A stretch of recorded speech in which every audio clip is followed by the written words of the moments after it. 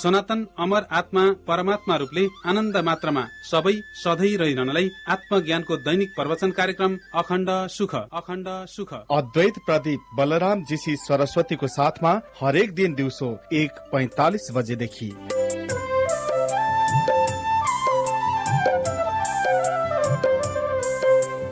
नमस्कार। आजको विषय हो आफ्नो स्वरूप स्वतः प्रकाशित छ। आफ्नो स्वरूप स्वतः प्रकाशित छ अर्थात् हामीहरूको जो यथार्थ स्वरूप हो, जो अमर स्वरूप हो, जो परिपूर्ण स्वरूप हो, जो जसलाई मृत्युले पनि छुन सक्दैन, मृत्युले पनि असर पार्न सक्दैन, जो मृत्युपछि पनि रहिरहन्छ,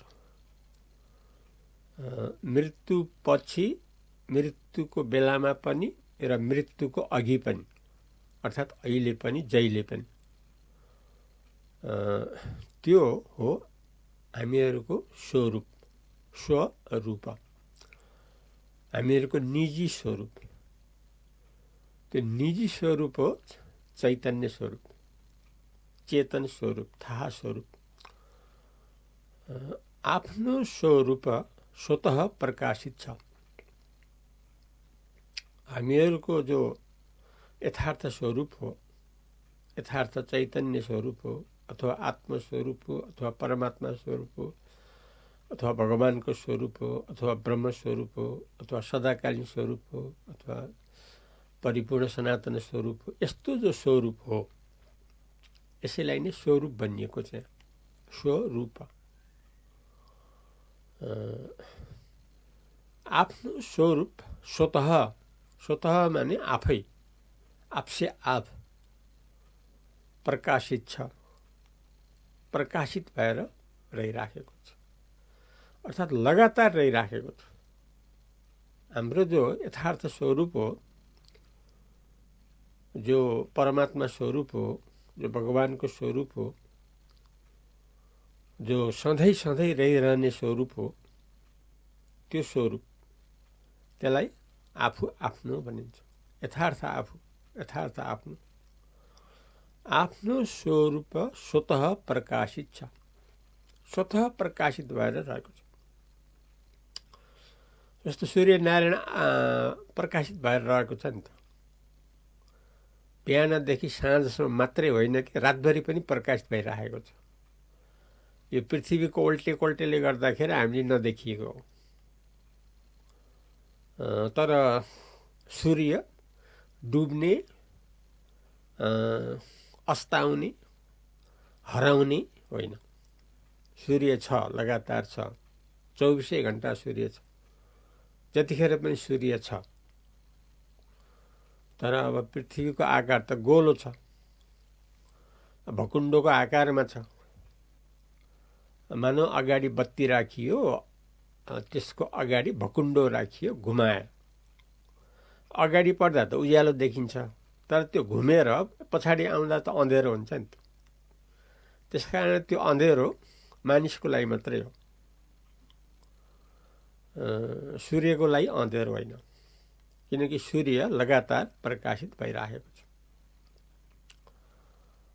त्यो एकछिन पनि त्यो अस्ताउने, निभ्ने, हराउने यस्तो होइन, सधैँ छ। खालि हामीले 24 घण्टा देख्न नसके मात्रै हो। दिनमा देख्छौँ किनकि अगाडि भएको हुनाले देख्छौँ, रातिमा त पछाडि पर्छ, पछाडिमा त देखिन्न नि त। त्यसैले वास्तवमा सूर्य लगातार छ। जस्तो सूर्य लगातार छ, आफ्नो प्रकाशले प्रकाशित भइराखेको छ, त्यस्तै हामीहरूको पनि, हामीहरूको स्वरूप पनि, वास्तव आफू पनि, अति शुद्ध जो चेतन आफू हो, त्यो पनि स्वतः आफै लगातार जहिले पनि स्वतः प्रकाशित भइरहेको छ। यस्तो छ हाम्रो यथार्थ स्थिति। सूर्य बरु सृष्टिमा उत्पन्न भएको र प्रलयमा नाश हुने हुनाले र फेरि सृष्टिमा उदाउने फेरि प्रलयमा नरहने हुनाले सृष्टि र प्रलयसँग गाँसिएको छ सूर्य। सृष्टिमा आयो प्रलयमा हरायो, फेरि सृष्टिमा आयो प्रलयमा हरायो। तर त्योभन्दा पनि मजबुत, स्थायी, अखण्ड, सदाकालीन हो स्वरूप।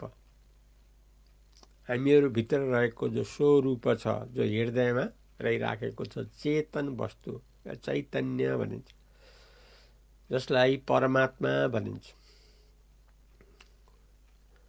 जसलाई यहाँ अहिले स्वरूप भनिएको छ। त्यो स्वरूप सूर्य जस्तो पनि होइन। अर्थात् सृष्टिमा खडा हुने, प्रलयमा हराउने, फेरि सृष्टिमा निक्लने, प्रलयमा हराउने, त्यस्तो पनि होइन हाम्रो स्वरूप। हाम्रो त त्यो सृष्टिमा पनि रहने, प्रलयमा पनि रहने।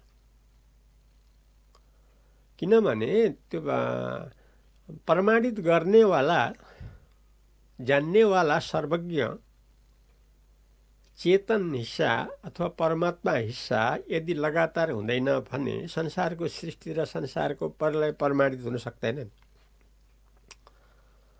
किनभने प्रमाणित गर्ने चाहियो नि त। यस्तो मरेको शरीर छ, यो मर्यो शरीर, यसमा सास छैन भन्ने अर्को एकजना त चाहियो नि त। अर्को एकजना जान्नेवाला नभइकन त मरेको प्रमाणित त भएन नि त। हुनाले जो मान्छे मरेको हुन्छ अथवा मरिएको हुन्छ त्योदेखि भिन्न त चाहिँदो रहेछ नि त, जुन हाम्रो भित्र रहिराखेको छ चेतन रूपले। त्यो चेतन वस्तु हाम्रो अनादि अनन्त हो। हाम्रो शरीरको जन्मको पहिलेदेखि नै त्यो छ। किनकि शरीरको जन्मको अगाडि त हामी कहीँ थियौँ नि त, कुनै जन्ममा त थियो नि त, अनि त्योभन्दा पहिलाकोमा पनि त थियौँ नि त। पहिला भएको हुनाले अहिले पनि हामी यो जुनीमा पनि छौँ। हामी ज्ञान गुण गरेनौँ भने फेरि अर्को जन्ममा पनि हामी जान्छ। शरीरको प्रकृति बदलिएर जान्छ। तर चेतन चाहिँ लगातार हो। चेतनको अदली बदली हुँदैन। किनकि यो चेतन त अनादिदेखि रहिराखेको छ, सृष्टिको पहिलेदेखि नै लगातार रहिराखेको छ। त्यसैले चेतन वस्तु अनादि अनन्त हो। चैतन्य जन्मिएको होइन, त्यसैले मर्दैन। आत्मा जन्मिएको होइन, त्यसैले मर्दैन। हाम्रो स्वरूप त आत्मा हो नि। आत्मा त अनादि अनन्त हो। यो शरीर त केही पहिला आएको, कसैको 2-4 वर्ष पहिला आयो होला, कसैको 10-20 वर्ष, 50 वर्ष, 100 वर्ष, 100 वर्ष, 150 वर्ष, यस्तै हो। कुनै बेला आएको, कुनै बेला जान्छ। तर जाने आउने भित्रको होइन, सधैँ रहिराख्ने भित्रको हामी हो। त्यो सधैँ रहिराख्ने वस्तु हो जसलाई स्वरूप भनिन्छ, जसलाई चैतन्य, परमात्मा, थाहा, होस, ज्ञान भनिन्छ। यस्तो जो स्वरूप छ यो स्वतः प्रकाशित छ। आफैबाट प्रकाशित छ। यसलाई कसैले प्रकाशित गर्न पर्दैन, किनभने स्वतः प्रकाशित। त्यसैले स्वयं प्रकाश भनिन्छ यसलाई। त्यसैले यसको नाम हो सच्चिदानन्द। सत सधैँ रहिरहने, चित भनेको आफ्नै प्रकाशले सधैँ प्रकाशित भइरहने र स्वभावले आनन्दै आनन्द, सच्चिदानन्द। यो हो स्वरूप। हुनाले यो जो स्वरूप छ, आफ्नो स्वरूप स्वतः प्रकाशित हो। अब हाम्रो वैदिक शास्त्र संसारमा 1 नम्बर किन भयो? हिजो पनि 1 नम्बर थियो, आज पनि 1 नम्बर छ, भोलि पनि 1 नम्बर हुन्छ। किन? के कारणले? किनकि यथार्थ स्वरूपलाई जस्तो छ त्यस्तै पुरापुर देखाउनलाई सधैँ समर्थ छ। त्यति मात्रै होइन, संसारका सम्पूर्ण मानिसहरू हामी जे जति छौँ सबैलाई ज्ञानी हौ भनेर भन्न सक्ने वैदिक हो। सबै वास्तवमा परमात्मा हो भन्न सक्ने वैदिक हो, सधैँ हो, सबै ज्ञानी हो। अज्ञानी कोही पनि छैन वास्तवमा। अज्ञानी भएको के हो भने त्यो कुसङ्गतले गर्दाखेरि।